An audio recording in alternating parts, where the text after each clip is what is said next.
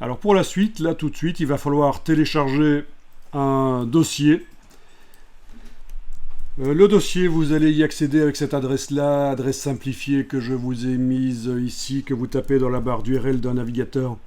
Vous téléchargez tout le dossier, je pense qu'il doit faire dans les 350 mégas, quelque chose comme ça. Vous le téléchargez, ça va vous faire un zip sans doute, ça va vous proposer de faire un zip qu'il faudra dézipper. Et on va démarrer de ça. Donc c'est ce dont je vous ai parlé tout à l'heure. Il y a un motif déjà incrusté dans une voiture, un objet avec des ombres et des reflets, que ce soit une voiture ou un aspirateur, peu importe, l'essentiel c'est d'apprendre. Un motif déjà incrusté, donc vous allez voir un peu la technique. On a déjà eu une première approche il y a quelques cours de ça, on était allé jusqu'à le collage dedans du motif, pour ceux qui se souviennent. Mais là, ça va aller beaucoup plus loin. Et en même temps, comme on le voit ici, on va faire un script pour pouvoir créer rapidement des calques similaires sur d'autres images. Donc quitte à faire un boulot de création de calques relativement complexe dans une image, on va voir comment on scripte aussi.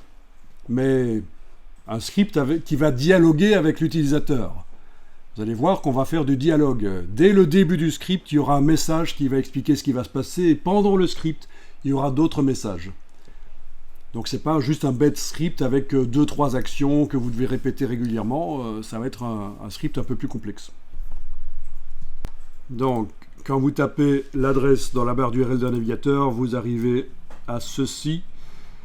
En principe, ça ne demande pas d'être connecté à Google pour y avoir accès. Vous confirmez ou certains parmi vous? Oui, il ne faut pas être connecté à Google pour y accéder. C'est parfait parce que il faut que je respecte le règlement général de protection des données, le RGPD, vous connaissez. C'est-à-dire, je ne peux pas vous proposer à la ressource quelque chose qui va vous obliger à vous connecter. Et ça, c'est parfait parce que c'est en accès public sans devoir se connecter. Et donc, c'est ce dossier-là que vous téléchargez d'une manière ou d'une autre. Par un clic droit dessus, dans le menu télécharger, par exemple.